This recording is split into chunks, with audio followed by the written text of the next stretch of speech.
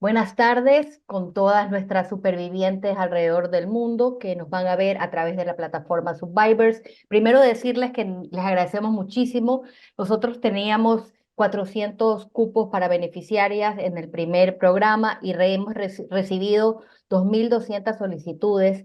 Lastimosamente no las vamos a poder aceptar todas. Sabemos que Ecuador está pasando una etapa de crisis y un programa como esto brinda muchísima esperanza, pero que sepan que no vamos a parar de conseguir auspicios, apoyo para poder abrir esta plataforma a más mujeres invencibles que han decidido cambiar esos modelos mentales que las consideran avergonzadas, que las consideran débiles, que las consideran aisladas, para transformar sus vidas, pero a su vez con una óptica diferente, la de cambiar la vida de otras personas. Sabemos lo importante que fue para los fundadores de Ecuador Dice No Más el, el pensar ese que a nadie más le pase, que no exista otro niño que viva lo que yo tuve que vivir. Al final, esta tarea, y lo saben perfectamente la doctora Yoconda Batres, a quien considero yo una de las personas más importantes a nivel mundial en cuanto a prevención, detección, atención, tratamiento a víctimas, que esto es una pasión y que la pasión la mueve ese mundo que uno eh, tanto, tanto quiere tener, un mundo en el que ninguna persona vulnerable sea víctima de violencia. La doctora Batres tiene una relación directa con Ecuador Dice No Más. Cuando empezamos hace unos 13 años atrás el proceso de transformarnos de víctimas a gestores de cambio, por supuesto que su bibliografía, que es extensa, además está gratuita en su página web, todo este material estará en la guía de bienvenida y de liderazgo transformador porque ella es el modelo de gestión, el caso de éxito, es la primera heroína por el cambio a nivel mundial que en esta alianza con la plataforma de acción de la ONU hemos destacado, principalmente porque consideramos que toda su vida entera es una plataforma de servicio a las demás. Em, ¿Cómo pasó de ser una cirujana exitosa, de ser una psiquiatra, a luego convertirse en una gestora de cambio, que no solamente ha liderado un proceso que hasta el día de hoy, y lo sabemos muchísimas las personas que van a ver esta transmisión, que es complejo trabajar en prevención de violencia de género? Sin embargo, no me imagino lo que haya sido su vida en los inicios, cuando esto era casi que una utopía, trabajar al respecto. Pero bueno, eh, no quiero hacer una presentación extensa de ella ni leer su biografía porque ella tiene un capítulo de estudio donde está tanto un video de presentación. También quienes se conectan podrán estar en el webinar donde se hará una entrega del premio mundial que ella recibe, que esperamos también difundirlo en nuestro evento en Berlín en marzo de este año. Doctora Batres, qué gusto tenerla aquí con nosotros. Déjeme compartirla, anclarla aquí. A ver, perfecto. ¿Cómo está? Gracias, gracias, gracias. Realmente estoy en este momento muy conmocionada por lo que está pasando pues en América Latina. No puedo dejar de mencionarlo, ¿verdad? Y, y muy adolorida. Además estoy pues descansando un poco de una larga vida Es al verdad. servicio de la recuperación de las personas que han sido abusadas sexualmente, generalmente en la infancia de los niños y las niñas. Y pues siempre estoy en lo mismo. Eso, como tú lo has dicho, es una pasión. Exacto. Y yo abriría con una pregunta que es muy, muy pertinente para esto. Hace poco escuchaba a un referente, un actor muy importante de Ecuador, que se llama Andrés Crespo. Las 400 beneficiarias que se conectarán y verán este video desde la plataforma lo conocen. Es una celebridad es una figura pública, y le decían que es terrible y casi imposible de creer lo que está pasando en Ecuador. Y él dijo que a él no le parece imposible. Y lo decía básicamente en como nuestros países de tanta desigualdad, donde no hemos atendido la violencia contra los más vulnerables, van a tener este desenlace de alguna forma, ¿no? Y me pareció que era brillante, especialmente brillante que lo diga un hombre. Él es un hombre muy inteligente y muy profundo. No creo que está deconstruido, pero sin embargo tiene una percepción de la realidad que es interesante, ¿no? Entonces no nos es extraño lo que está pasando en Latinoamérica, porque es una de las regiones que para poderla catalogar a nivel mundial, donde existen las mayores desigualdades. Hay muchos que no tienen nada o muy poco, y hay muy pocos que lo tienen todo. Y Así en es, estas, y además son regiones donde no se atiende la violencia contra las más vulnerables. ¿Qué claro. piensa usted al respecto? Yo pienso que esto tiene muchas aristas, ¿verdad? Esta revolución, digámoslo de alguna manera, que se está dando en América Latina, verdaderamente es por las desigualdades, es por la injusticia, es por la violencia aprendida, es por el machismo, es por la inferioridad con que se considera a la mujer, es por la poca importancia que se le da a la infancia, que siempre ha sido considerada como nada, ¿verdad? Igual que las mujeres, como ciudadanos de segunda clase.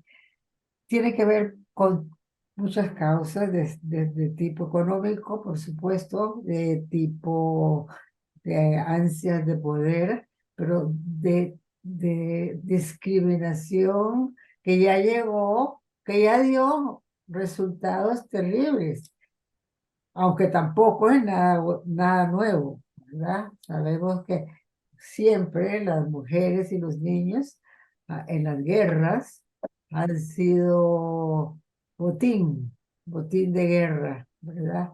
Eso refleja lo que en la sociedad también se coloca a los niños y las mujeres.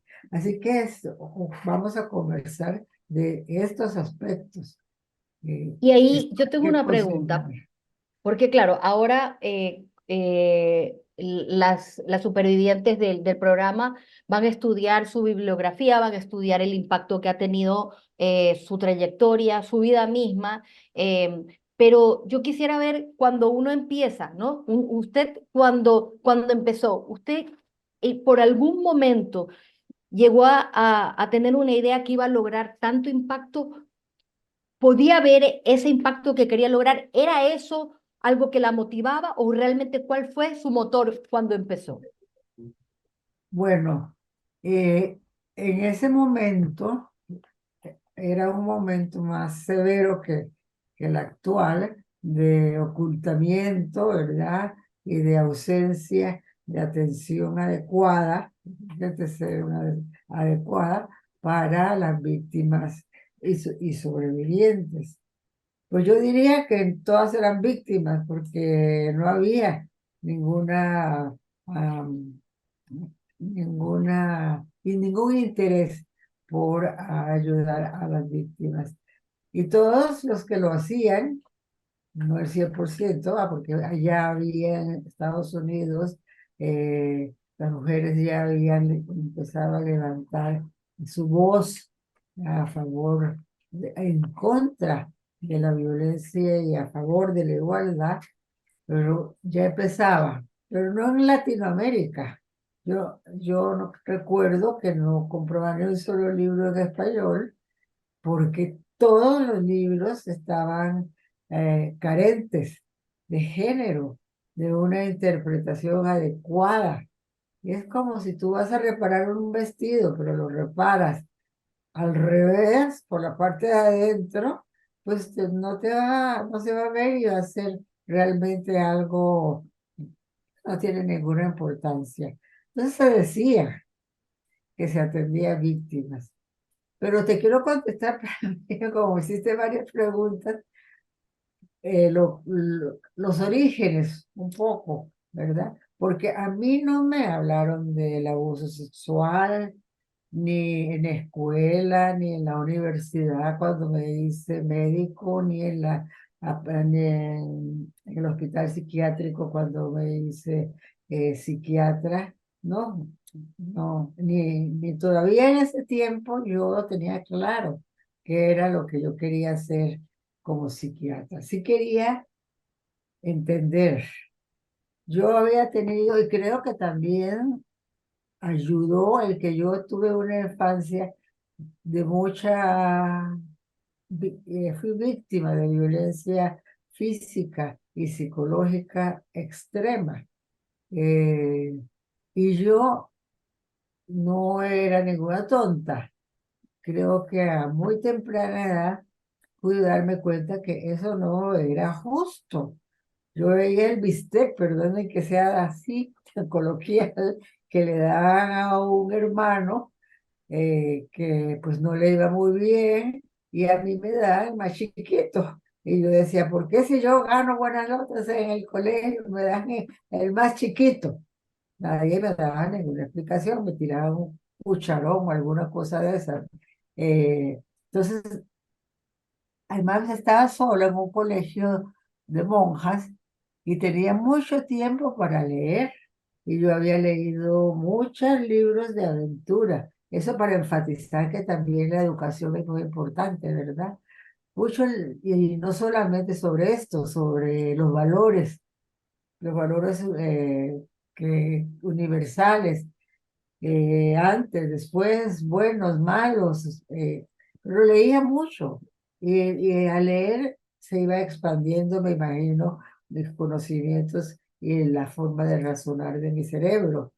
Y entonces creo que esa lectura permanente de libros que ni siquiera las monjas nos permitían leer, como por ejemplo los libros donde aparecía el cardenal Richelieu, eh, porque se atacaba a la iglesia, esos eran libros prohibidos. Entonces, la palabra prohibido, que ya la había oído mucho en mi casa, no era algo que me gustara. Sí tenía un profundo sentimiento en contra de la desigualdad. Todavía no había, eh, me invadía siempre un profundo sentido de justicia. Yo veía algunos niños cerca de mi casa que no recibían regalos en la Navidad. Y yo me preguntaba, ¿por qué? ¿Cómo que, por qué Dios hace eso? Porque Dios le da a uno y a otros no. El por qué siempre y sigue estando presente en mí por ese deseo inmenso, pasional de encontrar justicia para las personas que más lo necesitan. Y además no había ninguna, yo era la única que lo hacía. Eh, Cuando me gradué, entonces, se me presentó una gran oportunidad, que yo creo que sin eso no hubiera tenido el impacto que tuve. La ministra de Justicia de entonces me nombró en Naciones Unidas de Costa Rica y elaboramos un proyecto para la erradicación de la violencia en el Ministerio de Justicia. Ese proyecto se convirtió en un programa para toda América Latina y también era como un escudo para mí porque ya sabes que pues lo que se dice en Naciones Unidas tiene un fundamento, ha sido estudiado, revisado, tiene evidencia, o sea, no va a haber ningún conocimiento que se haya sacado de la manga. Entonces empecé por algo que para mí sigue siendo importantísimo y desafortunadamente está parado. Ve cómo lograron parar la enseñanza de la atención de los niños y las niñas y las mujeres. Eh, con una etapa en la que vivimos ahora, donde más bien hay una construcción de odio hacia las personas que están ayudando a los niños y a las niñas, que se llama backlash, es decir, un movimiento social que se da después de que habíamos dado unos pasitos. Bueno, el escudo de América, de Naciones Unidas, por más de 30 años, tras que trabajé en el INALUD, me dio, me abrió las puertas. Por eso le quiero agradecer a Elizabeth Odio esa visión que ella tuvo tan maravillosa, y a Sara Charra, que fue mi maestra, que fue mi mentora inicialmente. Así que, por ejemplo, Paraguay, yo decidí que teníamos que empezar primero o segundo, pero empezar con la policía, porque en ese tiempo encerraban a las mujeres agredidas, dejaban libres a los agresores. Los psiquiatras, psicólogos, los sociólogos, estadistas y las personas comunes y corrientes culpaban a los niños y a las niñas de su victimización, de abuso sexual fundamentalmente. Y esto muy basado, hay que ir hasta allá, en la descalificación permanente hacia las mujeres y los niños, y el sello de verdad que les puso Freud, diciendo que los niños, las niñas eran provocadores, provocaban a sus familiares. Y todos los que estudiamos sabemos, y no estudiamos también, sabemos quién es Freud y el impacto que tuvo en la ciencia. Y de ahí para acá, con mayor fuerza, porque tenía la fuerza científica de Freud, y era una mentira, eso era una mentira, y Freud lo sabía. Y una mentira que se convirtió luego en una verdad absoluta, que es lo que regía Se, la sociedad, ¿no? se convirtió en una verdad indiscutible, no Exacto. cuestionable, menos por los académicos, de tal manera que estaba cerrada a las comunidades, digámoslo así, estaban cerradas a todo nivel para mirar de otra forma, analizar de otra forma, pensar de otra forma, querer de otra forma, amar de otra forma a las mujeres agredidas, que eran también culpadas. Y por supuesto la cadena seguía por siglos, y lo que por siglos se repite, a veces se convierte en verdad.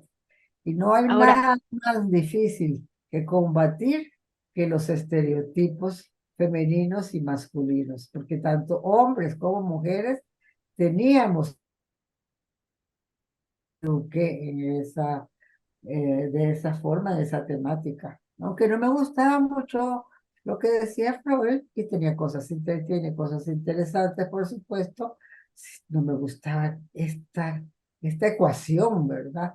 ujú. De niños culpables. Eh, eso, ese empuje que me dio Naciones Unidas y mi valentía, se puede ser porque solo faltaba que me tiraran tomates o huevos, eh, y el equipo que me acompañó, que me acompaña, muchos de ellas hasta el momento, fue el que nos dio pues el impacto, porque pude publicar libros que tú mencionaste, pude pensar en una forma de tratamiento específica para las sobrevivientes, y pude incidir en las poblaciones en las que trabajé, con las que trabajé, que fueron todas médicos, psiquiatras, enfermeras, toda salud,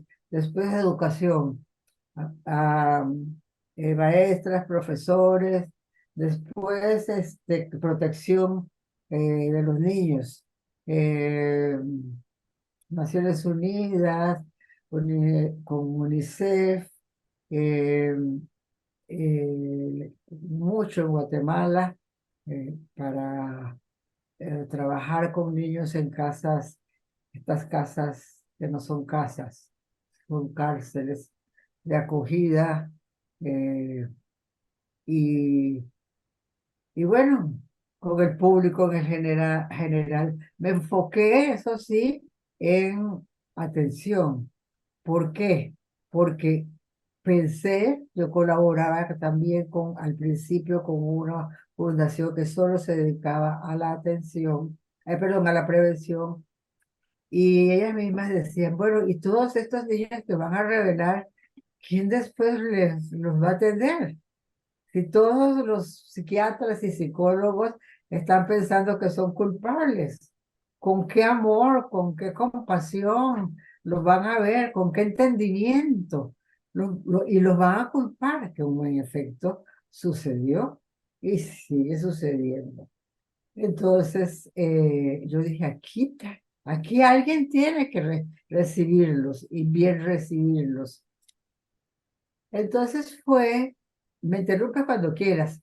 No, me parece importante porque Bueno, está yendo a la siguiente pregunta que yo tengo, pero porque este programa es un programa que justamente de empoderamiento y aceleración social para mujeres que han sido víctimas de violencia, para transformarlas en supervivientes, pero en un liderazgo transformador informado en trauma, que para mí es importante. Y hemos visto en la primera parte de lo que nos ha contado en usted, ha visto esa primero, esa, desde muy pequeña esa capacidad, porque esto va a resonar con algunas personas que de las más de 400 mujeres que será parte del programa, está viendo esta capacidad de entender que algo no está bien. También el escuchar esa voz interior, que es esa valentía que uno necesita mucho durante una trayectoria de liderazgo transformador, porque alrededor no es que todo el mundo le va a dar la razón. Cuando uno cambia cosas, justamente tiene mucha gente que se opone a uno. No es fácil. El sistema está, ya esta estigmatización está casi que institucionalizada. Hay pocos recursos. Bueno, una serie de obstáculos, ¿no? Pero cuán importante es esa voz interior. Ahora, esa va a ser mi siguiente pregunta, ¿no? Porque hablamos de características de liderazgo transformador, informado en trauma, y la primera dice empatía y compasión. Entonces, en esa empatía y compasión, voy a ser muy honesta. Yo conocí la palabra compasión a través de usted. Jamás en la vida había visto, ni siquiera concebido, ni siquiera conmigo misma, porque fui criada a través, obviamente, de una crianza violenta, sin compasión. La primera vez que yo escuché que alguien pueda tener compasión conmigo fue usted, que aparte de ser mentora, asesora, pero además fue mi terapeuta. Y cuando hablamos de compasión, pareciera que fuera una palabra muy simple, pero es una palabra profunda. ¿Cuán importante fue para usted observar a las víctimas para pasar solamente de aquello que hacía en prevención o en tratamiento, para pasar a entender cuán fundamental puede ser la terapia grupal, por ejemplo? Porque y de hecho mucha de la gente que va a ser parte de esto ha sido parte de grupos de apoyo, muchos basados en aprendizajes suyos. ¿Cuán importante fue la compasión y observar a las víctimas? bueno, se lo contesto porque me faltó, me faltó un poco una idea que es sustantiva para comprender, eh, comprender la profundidad de esta visión. Como yo no tenía las herramientas eh, totales, ¿verdad? La bibliografía para informarme más, pero sí tenía el proyecto con una amiga norteamericana muy, con Judith Herman, muy potente. muy, la autora de un libro muy lindo, lleno de amor y compasión también, eh, me sugirió el nombre de eh, de varias personas, digamos, de la florinata, de los estudios sobre abuso y los incipientes estudios sobre trauma y abuso. Los conocí desde que empezaron a hablar sobre trauma. Y entonces los traje a todos a Costa Rica, casi gratis, y nos formamos. Nos formamos y con la certeza de que estábamos escuchando los pioneros. Y los que siguen vivos siguen siendo los pioneros. Eh, entonces, ahí aprendí de boca de los autores, de bibliografía, de los libros, aprendí toda la teoría. Después aprendí más, siempre he estado capacitándome. Ahora voy a ir con Van der Kolk a México a oír un curso también sobre trauma, a pesar eh, de estar jubilada. Entonces, porque yo tampoco lo había escuchado, ¿verdad? Ahí con ellos, con los expertos en abuso sexual, fue donde aprendí la palabra compasión y empatía. Ahora, ¿cómo vas a tener compasión de una sobreviviente? O yo, tú como psiquiatra o como alguien que estás apoyando a una víctima, si tú crees que es culpable, si tú no conoces el daño que produce en el cerebro el ser lastimado desde niño, a veces desde la cuna, si tú no comprendes la vulnerabilidad, si tú tienes tu niña o tu niño interno enfermo y eres reacio al cambio, o sea, todas las terapias no se ajustaban a las sensaciones que yo tenía, primero de gran solidaridad, porque la primera víctima que vi fue una sobreviviente de 11 años, abusada por su padre en la consulta externa del hospital de Cartago. Ahí fue donde yo dije, ¿qué? ¿Cómo un padre puede hacer eso? También aumentó mi compasión. Además es una gran fuerza para precisamente, porque me servía a mí, no solamente al paciente, y para que se sienta también empoderada, ¿verdad? La persona a la que tú estás atendiendo. Entonces, me da como los ataques que sufrí. Sabía que estaba haciendo algo con amor, algo por la niñez, porque también los castigos físicos excesivos, como los que yo sufrí, también dejan huellas. Probablemente andaba en búsqueda, como todos estos que trabajan con trauma, todos estos norteamericanos, ingleses, todos dicen que todos pasaron por situaciones de violencia. Muchos estuvieron internados crueles, otros fueron abusados sexualmente. Es que no es que tienes que haber sido abusado para hacer un libro, pero ¿quién más que nosotros que hemos vivido? Entonces, nuestras teorías, ahora me incluyo, están basadas también en nuestra historia y por eso sabemos también la palabra sanar, sanar, porque mientras elaboramos teoría, sanamos. ¿Y cómo en la mitad de este descubrimiento usted pudo ir viendo que las sobrevivientes, igual, para mí, una de las cosas para explicar la terapia grupal desde el punto de vista de una comunicadora, yo siendo comunicadora y que empecé con una campaña, luego con herramientas de prevención que se han transformado en, en 32 programas educativos, uno empieza, que lo ha explicado muy bien, que me parece extraordinario, cada persona empieza desde su saber, desde su lugar, ¿no? Hay muchas personas que pues han vivido violencia y se han hecho abogados, en el caso suyo pues en el tema de tratamiento, en el caso nuestro en el tema de comunicación, etcétera, etcétera. Pero cuán importante fue empezar a observar cómo eran las víctimas, ¿no?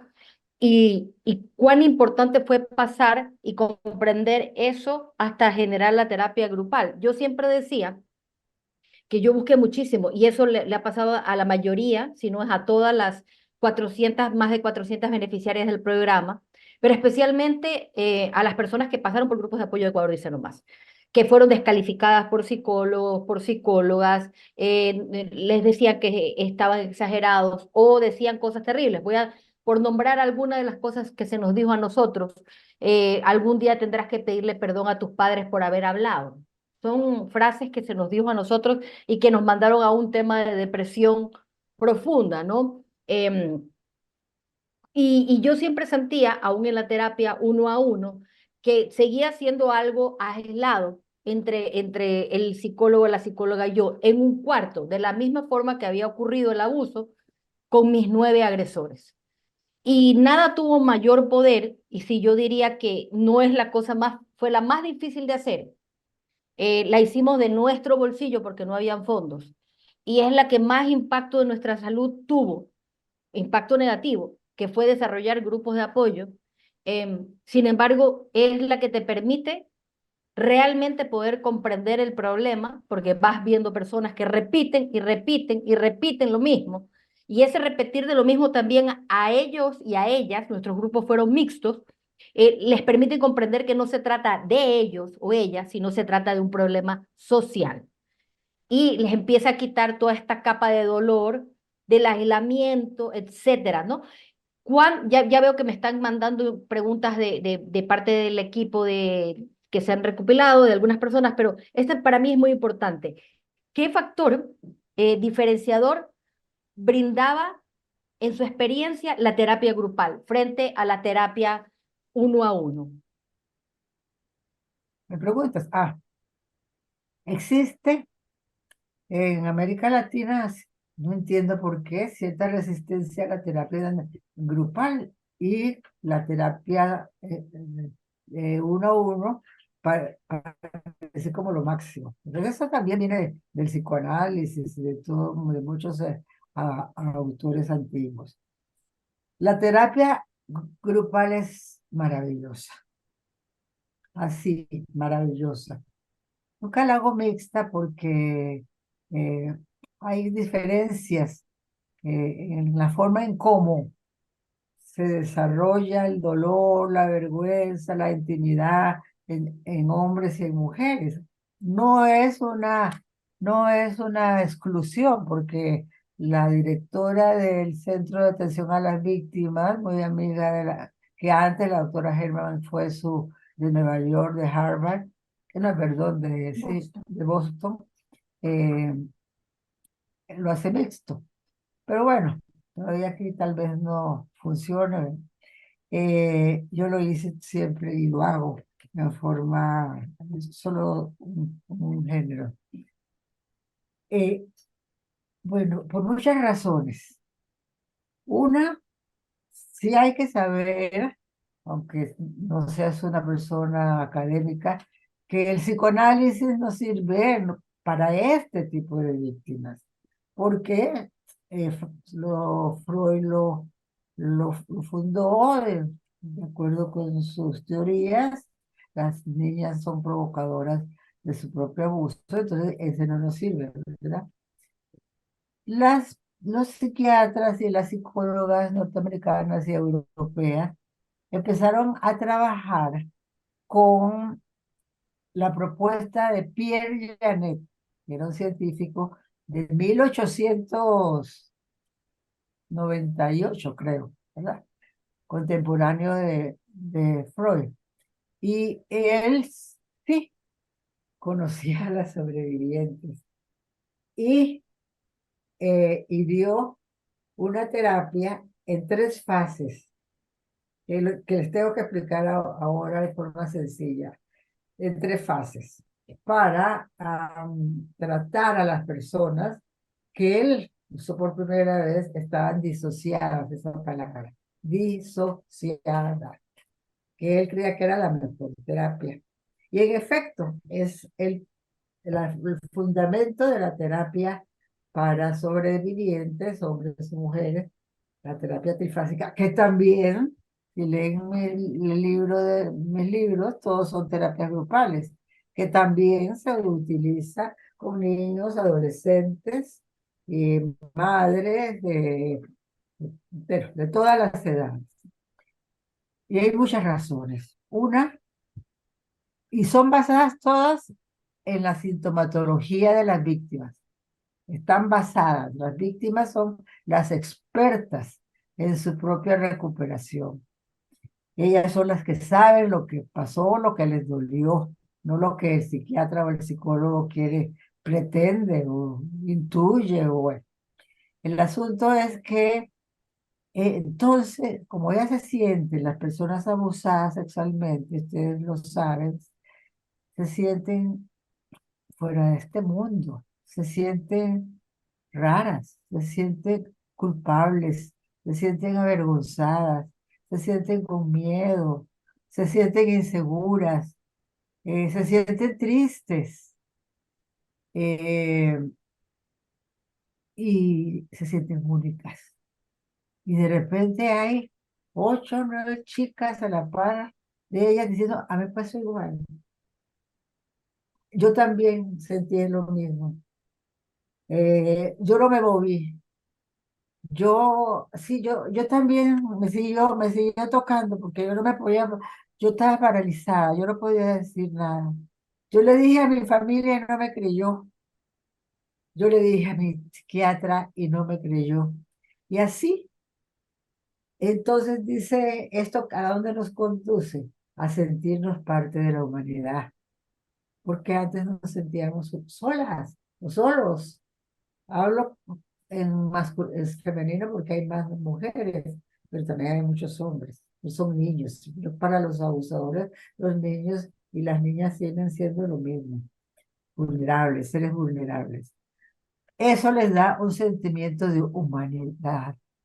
Después, hay muchas que no tienen amigas por vergüenza, por inhibición, por dolor, por muchos sentimientos negativos sobre ellas.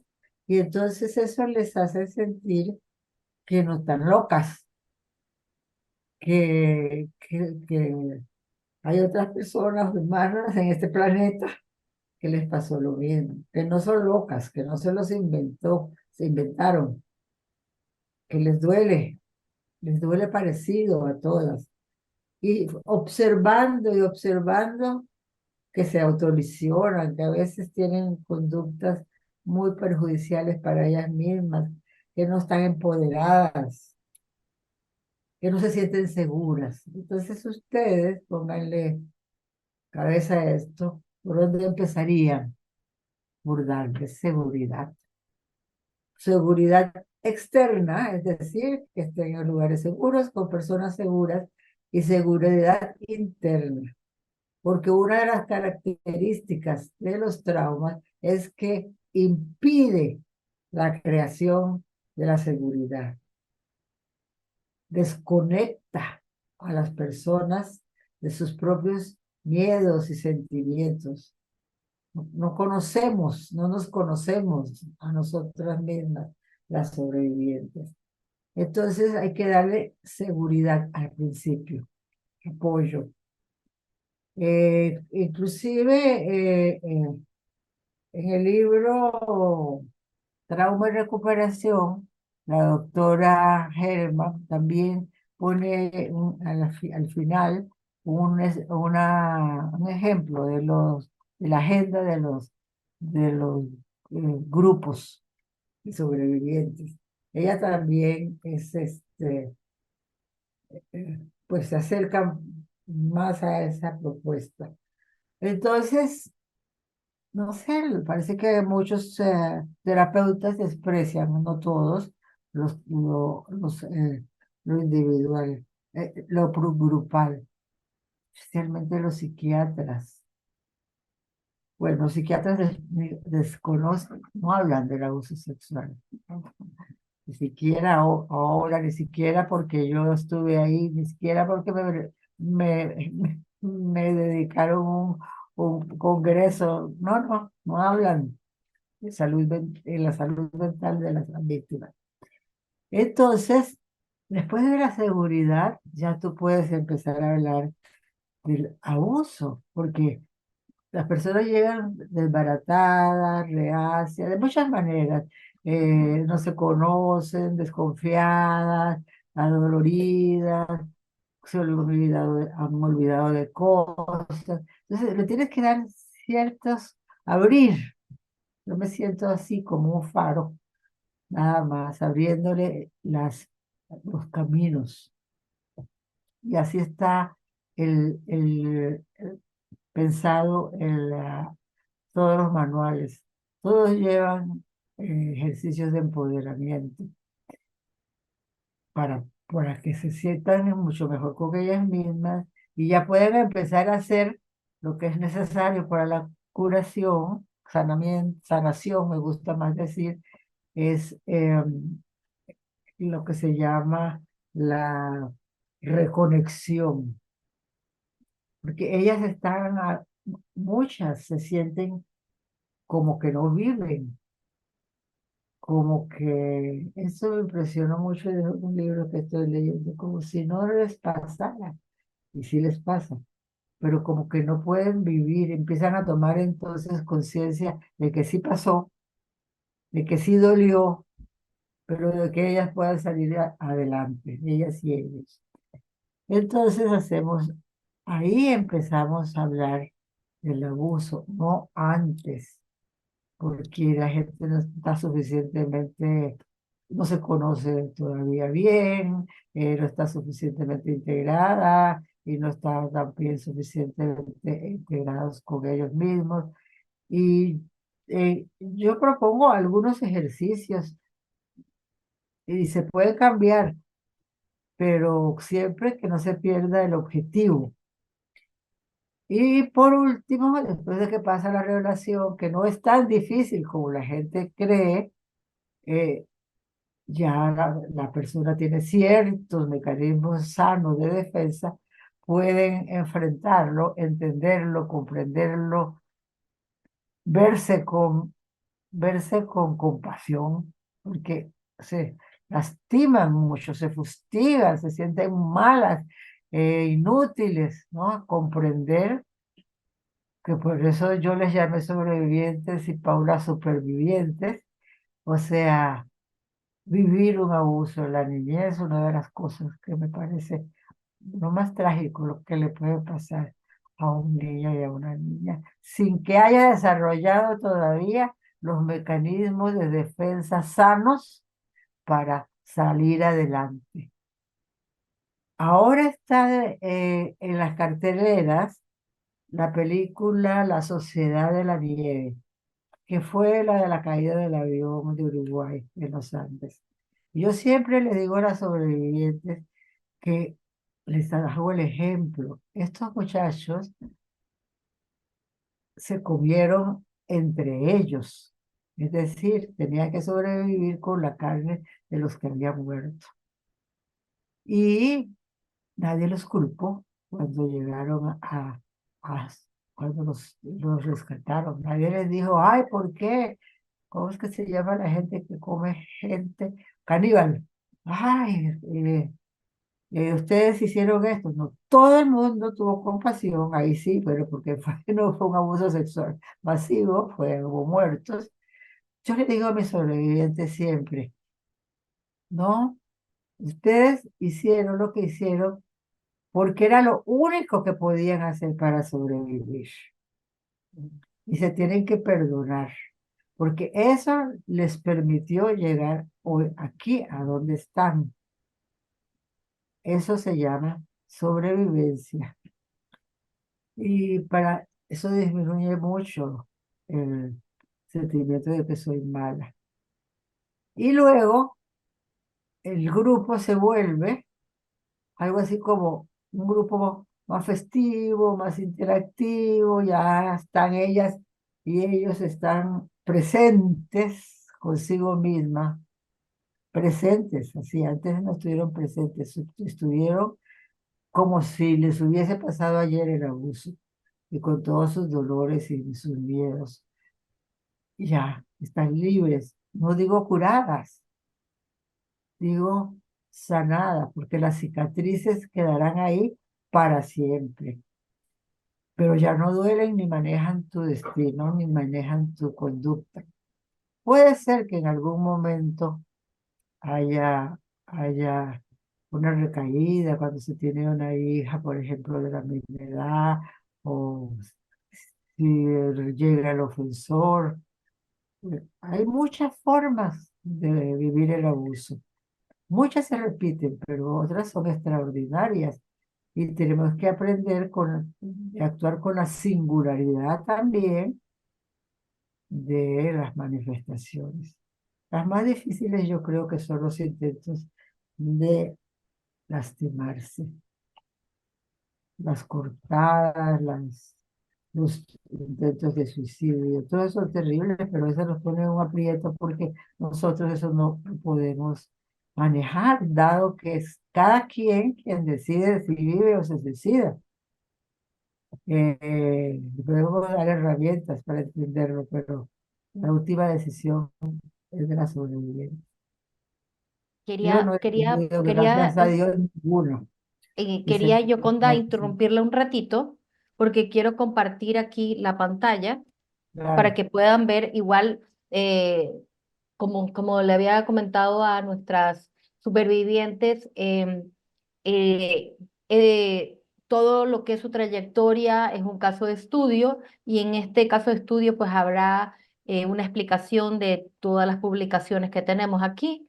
Vemos hombres que ejercen violencia, el lado oculto de la masculinidad, tratamiento grupal a adultas y adolescentes, violencia de género, derechos humanos e intervención policial, del ultraje a la esperanza, niños, niñas que abusan sexualmente, la silla de la verdad, manual para el tratamiento grupal del incesto y abuso infantil. Era importante aquí en www.yocondabatres.com. Era importante como hacer ese espacio publicitario porque la gente tiene que saber que existen herramientas y que estas son las primeras herramientas realmente que tenemos en español. Y ahí hay varias preguntas que me han hecho, yo he ido anotando, pero varias preguntas que me han hecho y que vienen muy bien aquí al caso. Una pregunta dice, ¿cuál es el papel del perdón en el proceso de sanación de una persona víctima de violencia sexual? Y yo creo que usted lo ha explicado muy bien. Digamos que existen dos espacios. Hay el espacio que con todas estas estigmas y toda esta construcción patriarcal, o es decir, esta construcción que favorece al agresor, ¿no? Y además favorece el silencio, que no es todo lo contrario al espacio seguro que es un grupo de apoyo o el consultorio de una psicóloga, psicólogo, psiquiatra que está informado en trauma y está especializado, ¿no? Pero la primera es eso, ¿no? La primera es, ¿cuál es el papel del perdón? El papel del perdón principalmente ahí calza dentro del espacio de la iglesia, calza del espacio que la familia, ¿no? Que te dicen, tienes que perdonar por Dios, tienes que perdonar por la familia. Todo lo contrario de lo que usted ha hablado, que habla de primero tienes que perdonarte a ti misma, que es una recurrente, ¿no? Eh, ¿Cuál es el espacio del perdón a otro, al agresor, en cuanto a la vida de una víctima? Bueno, pues no les corresponde a las víctimas pedir ninguna clase de perdón, porque, bueno, primero es peligroso pedirlo, porque en general los agresores no les importa, no cambian, eso no los cambia. Ellos piden perdón y pueden volver a abusar.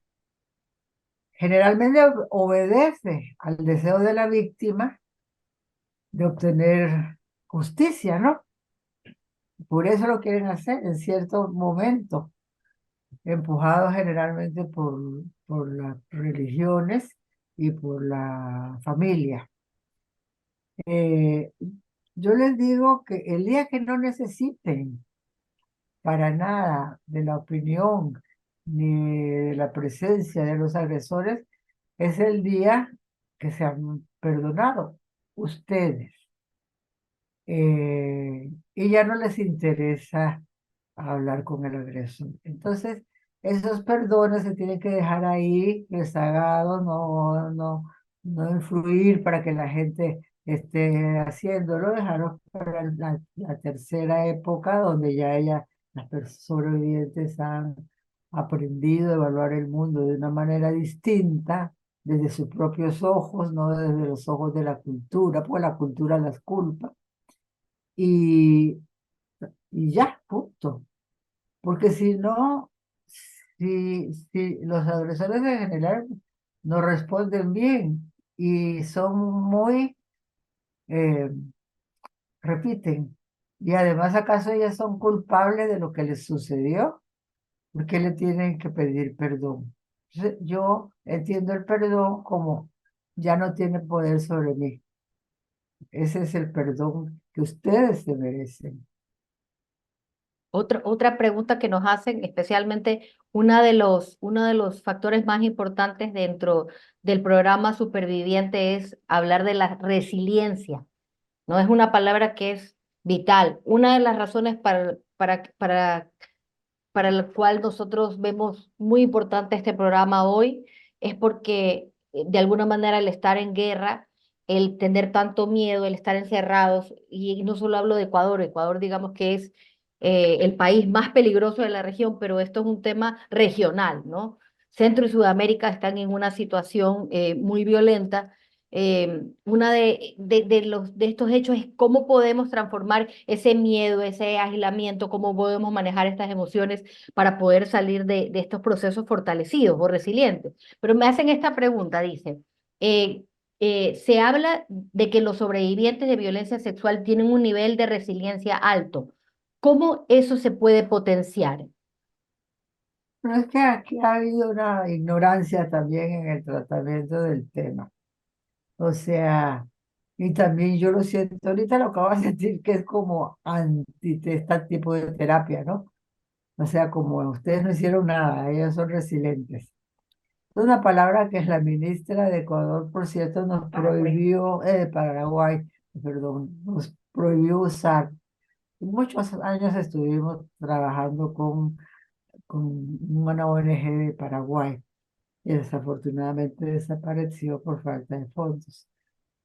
Resiliencia se nació para nominar a aquellas personas que a pesar de todas las peripecias de la vida, sale adelante. Y más asociado con los millonarios, que Onassis era un hombre que no tenía plata y no, y y después se hizo millonario.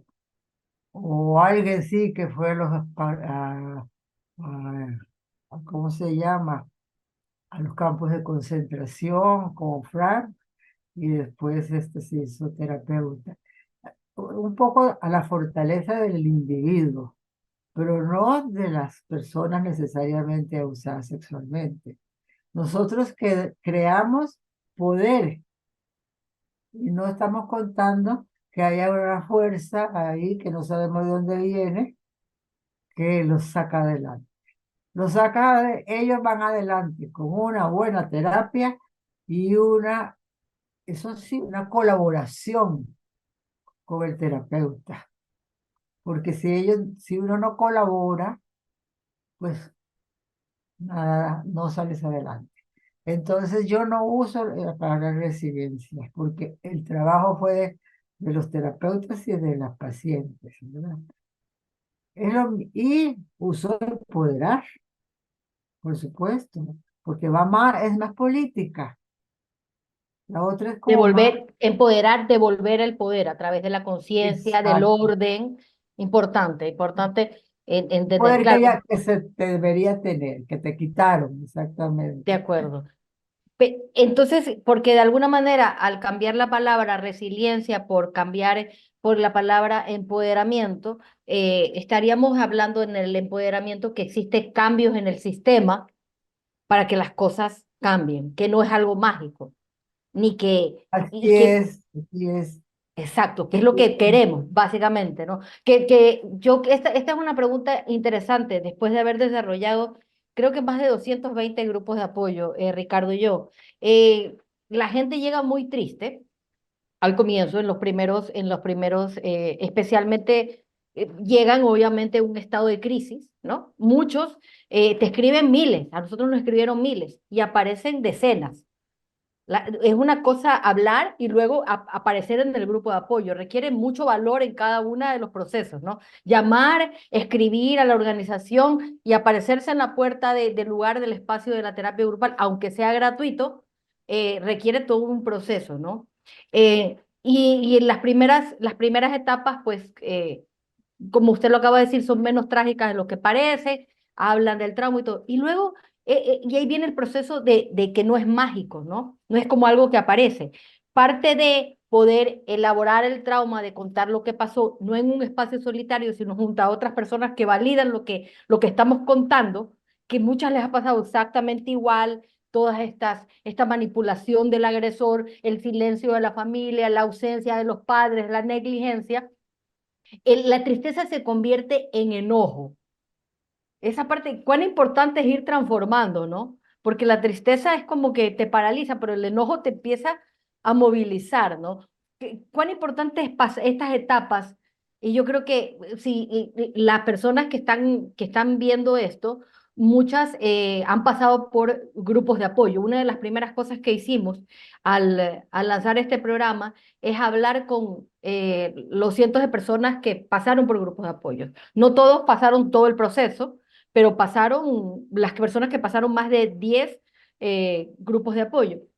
Y ellos sabrán entender esto, pero ¿cómo fue para usted tan importante? Porque sus manuales son extraordinarios, fáciles de comprender, claros, y además desmenuzan todo este proceso para que la gente pueda comprender lo que pareciera ser muy fácil y no es más que la brillantez de conocer un problema y poder brindar estas soluciones, ¿no? Y también poniendo de protagonista a la misma víctima que va pasando el proceso de víctima, no puedo hacer nada, a sobreviviente, que es una persona que está por encima de lo que le pasó. ¿Cuán importante es pasar estas etapas? Quería agregar que tampoco es que las terapias son 100%, todos se quedan ahí, ¿verdad? O como dices tú, o todas se quedan ahí. Hay muchas situaciones, a veces ambientales, pobreza, o restricciones o restricciones internas. Y es que ahora lo tenemos muy, muy fresco porque acabamos de terminar de dar la maestría en Guatemala, que va a ser la última, desafortunadamente, con ella. Bueno, que espero que la podamos hacer en Ecuador cuando pasen los balazos. ¿Verdad? Siempre hemos tenido esa idea Pero para... además no tenemos que esperar a que pasen los balazos, solamente tenemos que reunirnos Sí, porque, y y siempre, hacerlo sí, realidad, ¿no? Así y es. siempre. Sí, sí es cierto. Bueno, pero hay que conseguir una universidad que la vale. Bueno, entonces yo supervisé varios grupos y las chiquillas estaban, nunca había llegado grupos, pero estaban encantadas con el resultado, pero todas las que tuvieron grupos tuvieron ese fenómeno del abandono. Como tú dices, no es fácil. No es fácil hablar de algo que la historia no ha hablado, o sea, que nadie menciona. Entonces, sí, sí, puede ser muy difícil seguir un proceso que verdaderamente surte efecto si te saltas alguna, alguna de las fases. Está allá, tiene ciento y pico de años de validez. Esa era la pregunta, si no lo hacía uno correctamente. Perfecto, sí, contestó perfecto. Tengo otra pregunta aquí. Dice, eh, ¿qué corriente psicológica es la ideal para tratar a víctimas de violencia sexual?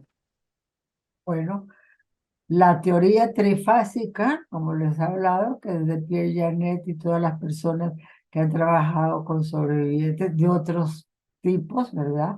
De la guerra, de los holocaustos, con perspectiva, con sensibilidad de género, que es la que tiene la teoría que desenmascara la mentira patriarcal de que las niñas son las víctimas, son las culpables del abuso sexual y las mujeres las culpables de su violación o del abuso, y que oculta que esto es un resultado de la opresión, y es como una revolución, digámoslo así, como una protesta, un cambio de ideología. Entonces, podemos usar cognitivo-conductual con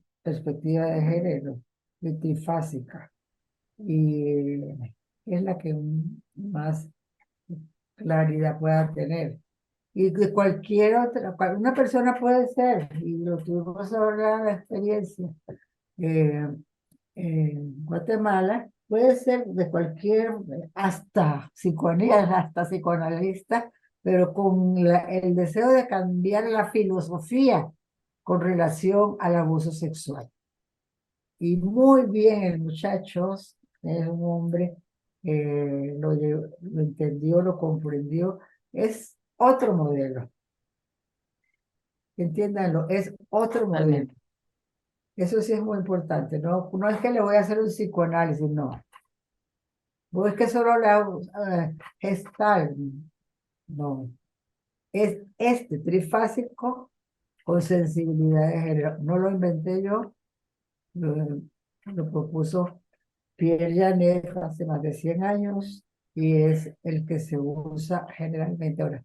El de perspectiva de género es lo más revolucionario, porque es cuando se les enseña a las terapeutas que eso que aprendieron, esos prejuicios que aprendieron, son falsos y solo dañan a la víctima. Sin esas condiciones no hay buen apoyo. Una pregunta, ¿cómo fue para usted educar a psicólogos, psiquiatras, eh, cambiando yo estoy anotando aquí en el chat para que quede registro, ¿no? Trifásico con sensibilidad de género, pero cuán importante es el orden, el cambio de creencias machistas, son vitales, de construirse, todo aquello que tenemos, son parte de nuestra mente, Sí, ¿no? así es.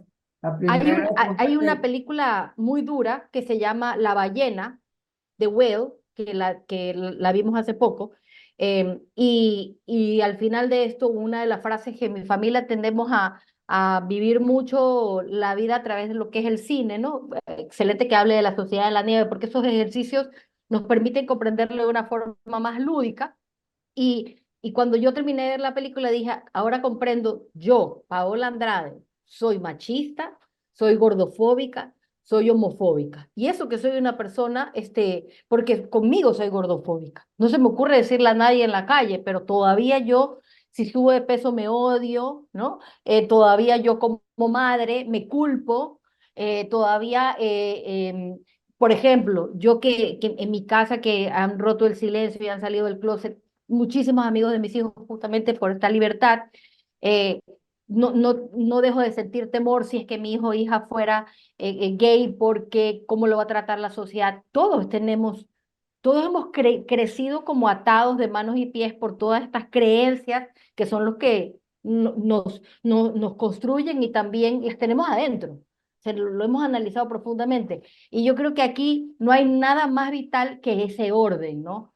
¿Cómo ha sido para ustedes toparse con educar a otros profesionales en un tema y que ellos van por, pues, pareciera con ciertas técnicas y cosas, pero la base de esta educación es de construir a este profesional, ¿no? Sí, sí, eso de construir, decía uno de los profesores que me formó a mí, es más difícil, así que entre menos sepan mejor, decía. Este, bueno, hay de todo. Por supuesto que no sé lo que dice por dentro, pero me lo imagino. Eh, Ahora últimamente he notado que no, esa que tengo, a veces hemos tenido alumnas que son de otros modelos y que saben que es otro modelo y que ellas pueden y lo han entendido que han podido seguir con su modelo ah, eh, con sus otras pacientes, pero que con abuso sexual vamos a usar este. No, podríamos usarlo con todos, pero bueno, me conformo con eso. Hay otros que cambian, se reestructuran.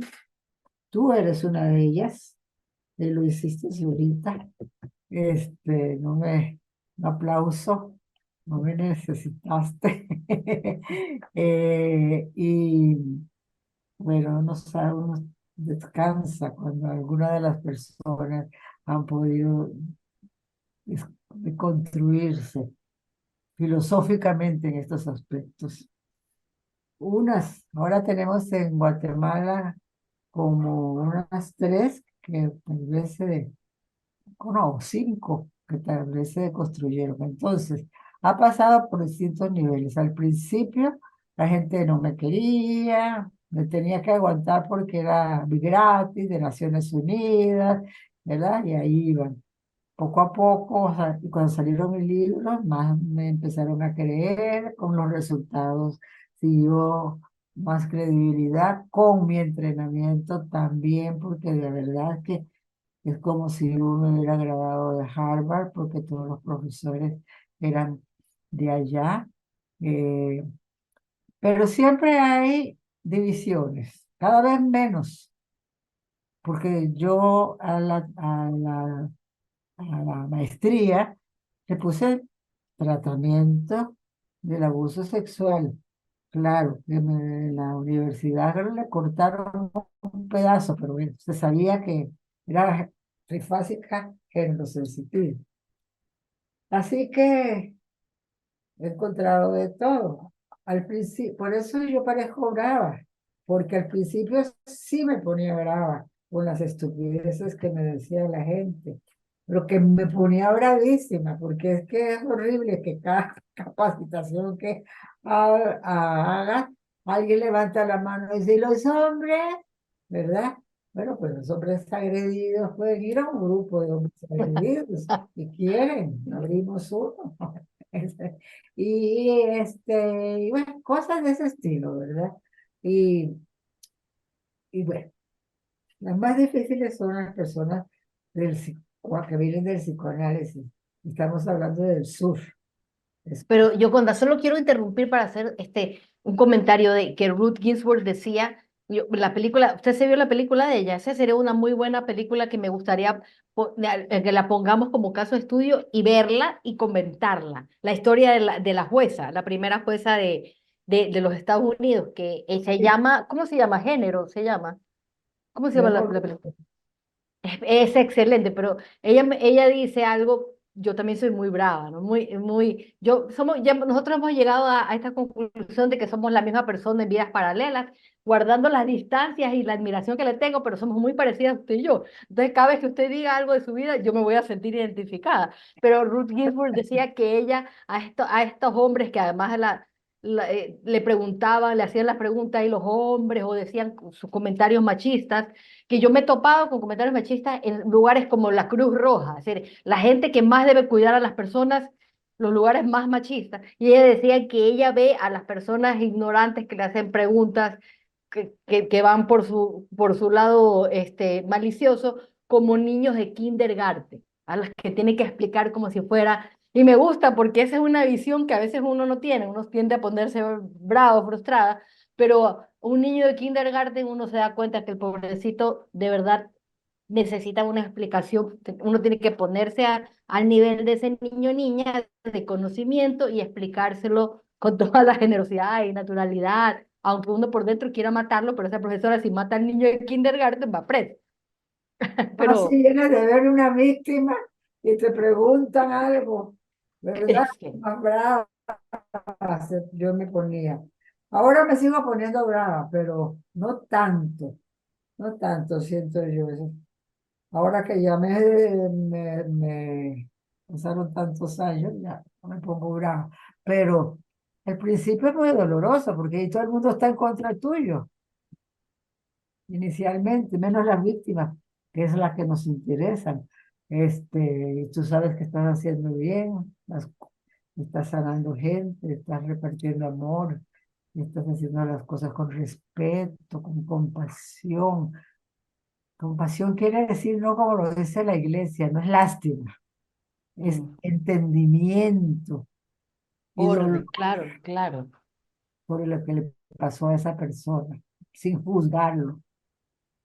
Y ahí también otra pregunta que está muy buena. A mí, usted, cuando vemos la frase, el término, usualmente se habla de síndrome de estrés postraumático, es el más común. Y con usted yo aprendí, no solo en sus libros, sino en trabajar con usted, en tener terapia con usted, del desorden de estrés postraumático. Ese fue otro cambio. Hay palabras para mí que las tengo clavadas en mi conciencia y que además han dado muchos frutos en programas educativos o en capacitaciones. La primera, compasión, que yo aprendí de la compasión con la que usted me veía o me trataba, o de alguna manera Sonia y usted nos enseñaron a tenernos entre nosotros, a Ricardo y a mí, ¿no? Y que lo nuestro, lo personal es público, porque así ha sido Ecuador no más. Yo creo que ese es el efecto esa es la razón por la que creamos grupos de apoyos mixtos, porque nosotros salimos como pareja a hablar y vinieron tantos hombres como mujeres.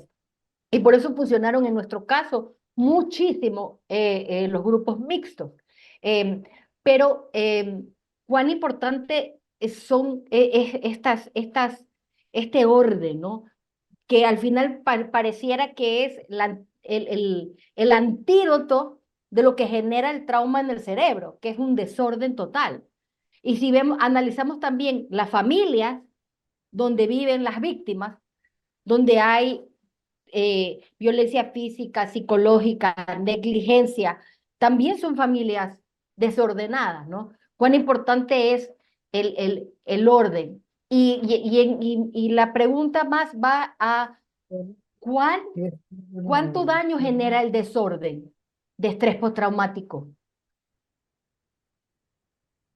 Bueno, es que los diagnósticos se ponen de moda y cambian. Y el DSM es muy político.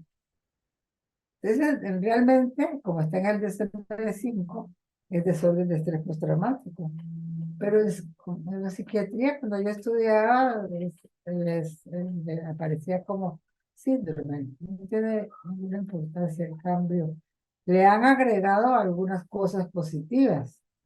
Eh, y también la doctora Germán crea y describe el desorden de estrés postraumático complejo, que es muy importante también de leerlo, eh, de saberlo. Ahora, qué pasa con las estudiantes, por ejemplo, de la maestría? Todas salen con sintomatología de desorden de estrés postraumático, casi todas, ¿verdad? Digamos como como el 90%, el 80%. Eso De es las usuarias, de las alumnas. sí, las pacientes, sí, y las alumnas sí, de Guatemala. Es el diagnóstico psiquiátrico. Porque ustedes saben que el abuso sexual no es un diagnóstico. Entonces, eh, es una forma de decirlo. Entonces, lo que ellas hicieron fue poner desorden de estrés postraumático y abuso sexual. Precisamente porque el DSM, los DSM no están a la altura de las situaciones que pasan en el mundo. Están atrasados como los psiquiatras son. Entonces, hay que usarlo porque es la manera de comunicarnos, pero no es la Biblia. De acuerdo. ¿Y por qué fue tan importante para usted dentro de bueno, primero, dentro del material bibliográfico y dentro de todas sus capacitaciones, por qué es tan importante no utilizar términos rebuscados? ¿Por qué es tan importante ser muy clara, poner ejemplos fáciles de comprender? Porque además, una de las cosas que buscamos aquí, así como existen personas que han sido víctimas, también en parte de las 400 supervivientes del programa son psicólogas que trabajan con grupos vulnerables en las comunidades más pobres. Em, y para nosotros es como importante poder explicarles que dentro de los proyectos que ellos hagan, es importante tratar de llegar a la mayor cantidad de gente que se pueda, tratar de ser muy claros en lo que expresamos, de brindar ejemplos dentro de los proyectos que se realicen. ¿Por qué para usted, que podría irse con toda su formación académica, por qué fue para usted tan importante que sean unos textos tan fáciles de leer? Son tan fáciles de leer que cuando yo estaba en el proceso de poder deconstruirme la parte del tema del machismo, yo volvía a su lectura por encima de cualquier otra lectura. Era muy fácil de comprenderlo, de poder encontrar la luz, ¿no? Que para mí es vital. No es fácil salir o entender que uno también es machista. No es fácil entender que nuestros hijos o hijas tienen también estos conceptos patriarcales o machistas. No es fácil reconocerlo. ¿Cuán importante es ver luz en sus libros? ¿Por qué usted apostó a la claridad y la facilidad dentro de su enseñanza? Bueno, yo siempre hablo así con mis pacientes. Lo, Hablar rebuscado, y esa es una del entrenamiento, parte del entrenamiento a las psicólogas y psicólogos, que no usemos palabras que que su paciente no entiende, porque eso es un abuso de poder. Es un abuso de poder. Una vez que estaba leyendo yo a Lacan y tenía que usar un diccionario para entenderle, digo, pero es que esto es lo que le pasa. O a usted, o ustedes se han dado cuenta que a veces hablan con una gente que usa unos lenguajes que uno no entiende ni papa. No, claridad, humildad. Hay que hacer terapia con humildad. Nosotros no lo sabemos todo. Las sobrevivientes son las protagonistas. ¿Qué pasa si la persona que está escuchando esto no es psicóloga o personal de salud? ¿Qué pasa si la persona que está dentro de este programa ha vivido violencia o vivió violencia en su infancia y es una persona ordinaria? Dice. ¿Qué puede hacer para acompañar o contener si eres una persona ordinaria? Especialmente hablemos cuán importante es entender porque hoy siento que Ecuador está en un estado de, de lo que se llama trauma vicario, ¿no? Por escuchar tanta violencia, ¿no? Todos estamos, yo siento, y a pesar de que no me he involucrado mucho y que me mantengo dentro de la esperanza, siento que escucho la palabra Ecuador y me quiero poner a llorar. Estamos viviendo un tema hoy día les comentaba a mis hijos, imagínate que les decía a mis dos hijos, porque estoy viendo un programa de televisión y le decía a mis hijos, quiero que me digas, a mi hijo que va a cumplir 19 años el sábado, mamá, me voy a ver una obra de teatro y después me voy a amanecer con mis amigos bailando. Mis hijos no pueden salir. Para que usted sepa, hace 2 meses atrás en mi ciudadela se metieron, secuestraron a una persona y la sacaron. Mi hijo, que nunca sale porque es súper tranquilo, no es farrero, no le gusta tomar, ese día venía de una discoteca y estuvo 20 minutos después de que 10 hombres balearon a los guardias. Ese es, y yo quiero que mis hijos puedan caminar libres, eso es lo único que quiero. Quiero que puedan vivir. Entonces, cuando estamos hablando de que ese es el estado del ecuatoriano promedio, no necesariamente, porque la violencia genera un trauma. Estamos viviéndolo, estamos escuchándolo, todos tenemos un familiar, todos tenemos a alguien a quien queremos que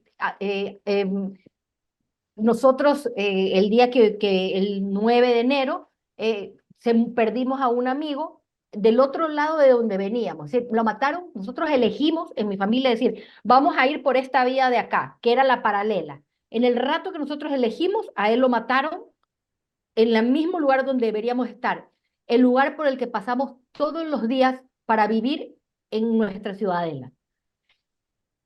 ¿Cómo una persona ordinaria, que no es una psicóloga, que no es una especialista, no es alguien del personal de salud, puede mejorar la vida del otro, puede contener a la otra o al otro desde su lugar?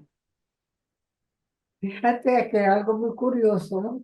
Pero algo muy importante en el tratamiento, pueden ver en los manuales, es que las sobrevivientes en el tratamiento, ellas tienen que poner las personas en que confían y cuáles cualidades tienen. Entonces, ellas siempre aprenden, que no saben, aprenden a elegir. Ahora, alguien que no, que se acerca a una persona que le pasa esto, primero que todo, no tiene que tener prejuicios, porque si tiene prejuicios, no, lo que va a hacer es dañarlo. Tiene que ser, no juzgar, no, no sentirse superior, eh, comprender, respetar, tener empatía y referirla a una persona que sepa sobre esta situación. No empiece a hablar de ella, no empiece a hablar de ella, no, no tiene, no decir nada. Es como debe estar uno, por ejemplo, ante una crisis de médica, ¿no? Inmediatamente uno a la acción. No decir nada, no empezar a decir, ay, sí, fíjate que a mí me pasó, fíjate que una prima le pasó, y que empieza a hablar del dolor de otras personas. Hay que respetar ese dolor en ese momento, escuchar en silencio, dar decir algo poderoso, que valiente, pero he oído que hay grupos a los que puedes ir, tú no tienes la culpa, si es que ella dice que tiene la culpa. Todo lo que debe ser una terapeuta también, como hablábamos de los terapeutas. Eso. Perfecto. Y a qué, ahí hay una frase que también escuchamos, cuán importante es, mira, a mí me ha pasado, hace poco fui a una terapeuta por mis hijos, ¿no? Y cuando yo le contaba, bueno, estábamos hablando, ella le había hecho unos test, y cada vez que nosotros hablábamos, yo veía en la cara de esta mujer, de esta psicóloga, que le importaba. Cuán importante es esa, y yo, bueno, que además escribo programas, hago videos, ¿no? Pero yo veía su cara en ese instante, yo veía como lo que si yo le decía algo era como que le golpeaba mis palabras. Sí, sí, en ese instante, de hecho, fue interesante porque Ricardo llegó en una crisis como papá, entonces llegamos a una, los dos íbamos a hablar de nuestros hijos, ¿no? A ver cómo los ayudamos. Y el tema, y ella vio a Ricardo de una manera, me vio a mí de otra manera, pero su rostro, cuán importante es eso, porque he notado, no juzgar, no sentirse superior, comprender, respetar, tener empatía y referirle a una persona que pueda atenderla. ¿Y qué es esa escucha activa? Esa escucha respetuosa, ¿no? Ese mirarte a los ojos. Pareciera algo de tan poco valor y es algo tan importante en la contención, ¿no? Que tú te sientas para esa persona, te sientas escuchada, te sientas vista, que puedas significar algo, ¿no? Estar ahí, dice un autor que estaba leyendo hoy, estar ahí, en cuerpo y alma. Una pregunta para mí que es vital de sus manuales. A mí me ayudó muchísimo. Después ya uno le va poniendo, a ver, de hecho, cuando empezamos los grupos de apoyo, nosotros hicimos tuvimos la referencia de la terapia de los grupos de apoyo suyos, de también las que se hacían en Aguas Bravas en Alemania, que lo tradujo Bridget Hauschild, no fue como todas estas referencias. Para nosotros era aterrorizante hacer un grupo de apoyo, porque no era nuestro lugar, éramos comunicadores. Eh, y cuán importante fue dentro de sus manuales poder ver con nombre y apellido una secuela. Por ejemplo, yo me acuerdo, es una herida, cuando hablábamos, ¿no? Desde la explicación que el abuso era una herida a la confianza, una herida al amor, y toda esta explicación de cosas, pero después cuando hablaba de las secuelas, que es un poco ese, es poder entender aquellas cosas que la persona, cuando lo está viviendo de dentro, no puede entender que esto es que es consecuencia de un abuso. Solamente yo soy irascible, yo soy, me paso triste, yo soy negativa, yo por todo me hundo. La gente no lo puede ver como una secuela.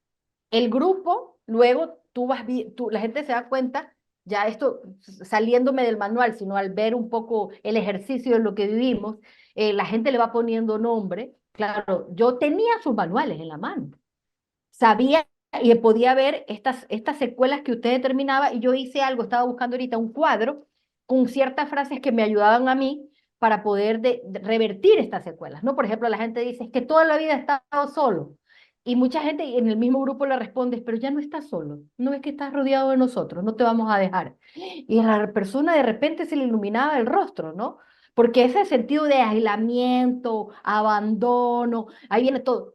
¿Por qué usted dedicó tanta importancia en ponerle, en poder señalar estas características, estas, de alguna manera, cicatrices que dejaba el abuso y explicarlas?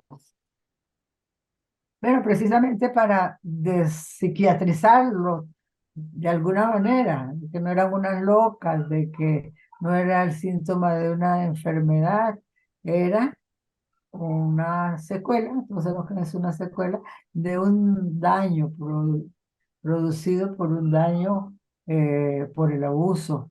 Muchas veces los traumas pueden ser desde la niñez y continuar hasta la vida adulta, o pueden haber parado en algún momento, y generalmente son, si vives en una familia abusiva, pues te imaginarás que probablemente toda tu infancia y adolescencia tuviste, y entonces ese daño permanente, podrías entender que produce enfermedades, sí, pero también que son producidas por, por el maltrato.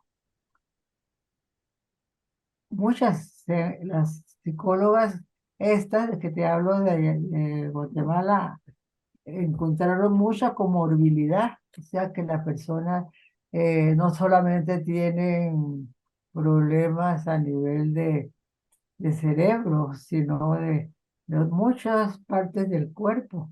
Tienen mucho TOC, trastorno obsesivo compulsivo, o tienen algunas otras, muchas depresiones, ¿verdad? Pero eso es por, ellas eran unas personas sanas, unas niñas sanas, unos niños sanos, ¿verdad? A los que dañaron, pero eran sanos. Es para enfatizar eso. Wow, muy importante. Ahora, hay una palabra que para mí quisiera cerrar con esta palabra, que es, bueno, contando un poco uno de los casos que también vamos a ver al inicio de la guía, porque hablamos de la importancia de tener un enfoque informado en trauma. Es decir, porque es importante que y las víctimas, las sobrevivientes, sean quienes sean las expertas de su recuperación de alguna forma. Y es la historia de Oprah, ¿no? Oprah en los 90 decide dejar el talk show, cierra y dice, voy a invertir $200 millones en lo que va a ser mi legado en el mundo. Voy a construir en África la escuela más moderna, una escuela solamente igual, que al mismo nivel de Harvard con las mejores instalaciones. Ella decía que una de las cosas más increíbles para las chiquitas que asistían a la escuela, para las niñas y adolescentes, era poder abrir la llave y bañarse, alar la válvula, porque venían de tal pobreza que tenían que caminar kilómetros para ir a traer agua. Ese era el nivel de pobreza que vive África, ¿no? Y que entonces ella hablaba y todo, su emoción en general lo más moderno. Y en el primer año que abre la escuela, una institutriz de los dormitorios abusa sexualmente de las niñas. Eso fue un escándalo mediático. Oprah dijo que entonces lo que se convertía en el mejor momento de su vida se convirtió en el peor momento de su vida. ¿Qué hizo ella? Voló a África, pidió disculpas a las chicas, enfrentó a los medios de comunicación diciendo, la verdad cometí un error, eh, todavía no sé por qué cometí un error y déjenme cerrar para comprender. Y ahí es donde ella llega al estudio del doctor Bruce Perry, que es el que estudia el impacto del trauma en el cerebro y empieza a hablar, y él habla de esta metodología informada en trauma. Y ahí se dio ella cuenta que más que las instalaciones modernas o el agua, una de las cosas es comprender a las personas a las que está sirviendo. En el caso de ella, contrario a lo que la gente cree, la gente no entiende por qué una víctima que ha vivido algún tipo de abuso sexual usualmente no tiene una experiencia. En el caso de mío fueron 9 agresores, ¿no? Y la gente pregunta, pero ¿cómo 9 agresores?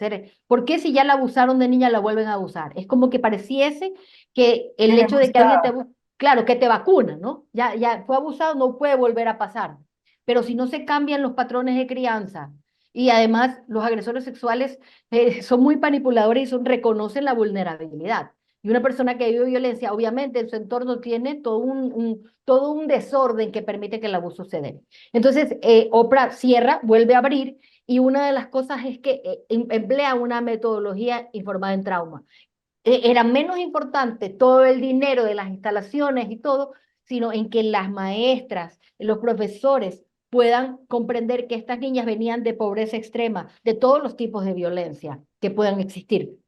Por ende, eran niñas que podían tener episodios de llanto, había que evitar que tengan circunstancias extremas. Empieza a implementar el canto, el baile, la respiración, herramientas de autorregulación. ¿Cuán importantes pueden servir para una persona que no pueda tener acceso a una psicóloga o a un psicólogo, pero que pueda tener acceso a comprender lo que le pasó, tal vez a través de una terapia grupal o a través de una capacitación, el emplear herramientas de autorregulación como respirar mejor, autocuidado, compasión? ¿Se puede lograr algo con herramientas de autorregulación?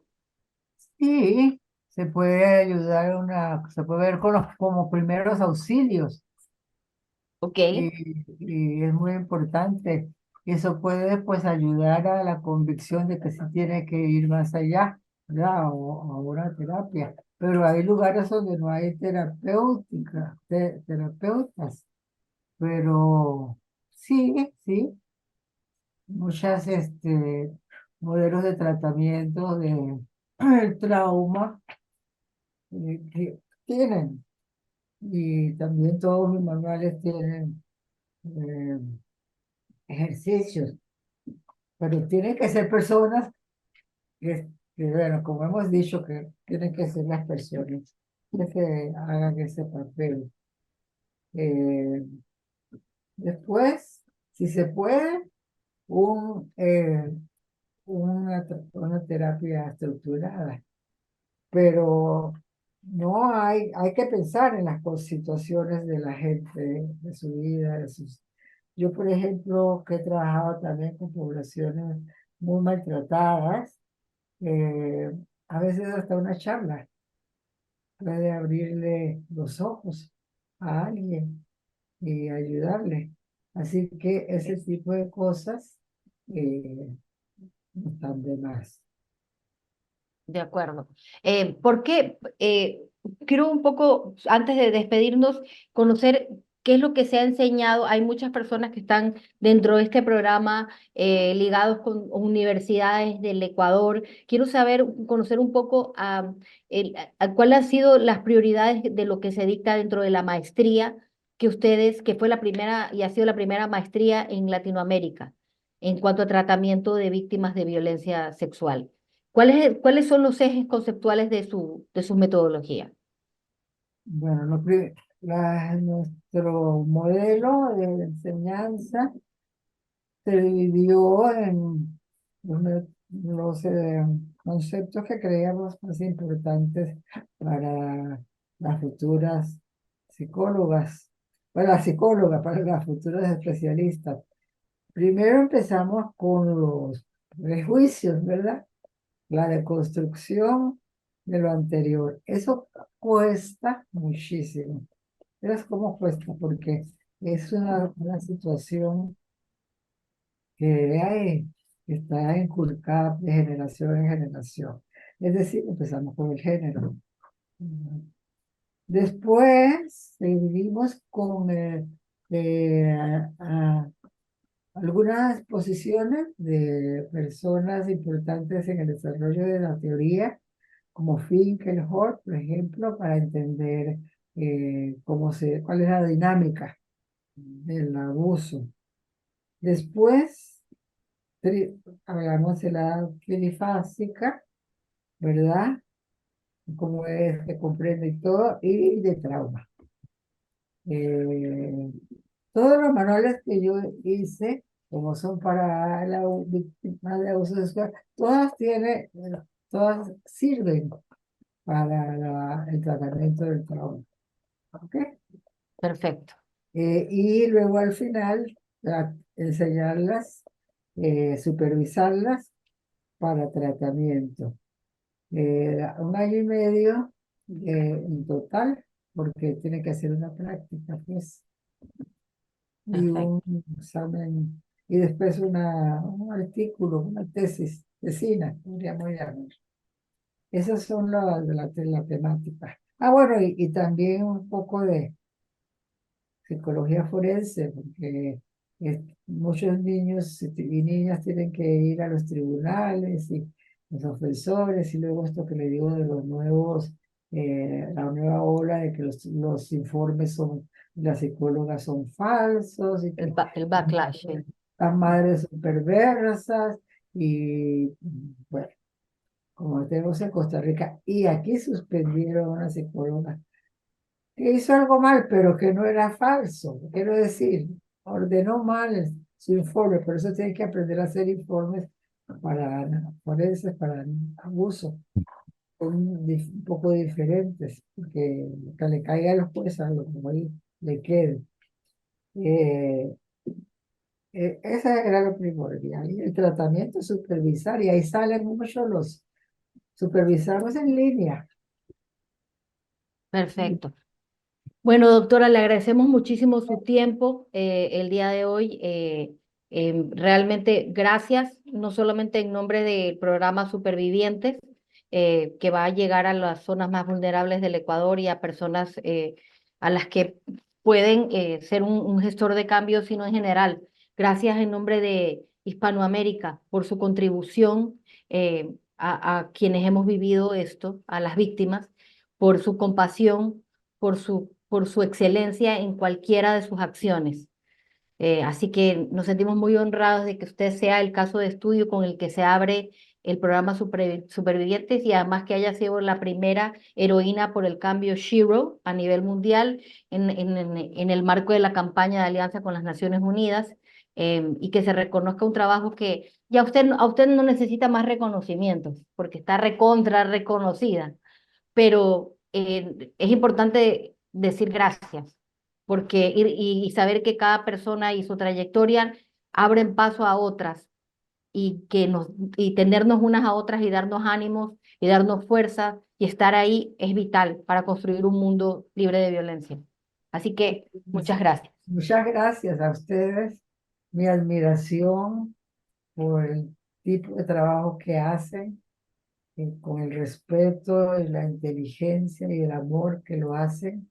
Eh, Ecuador es un país así de mis primeras intenciones de seguir con la maestría. Así Allá que vamos. podamos hacerlo. Estando tú ahí y mi equipo, que lo conoces, que es excelente también, creo que podríamos tener muchísimo éxito. Así es. Un abrazo, Yoconda. Buenas tardes y que le vaya muy bien. Hasta luego, todas gracias. Hasta luego.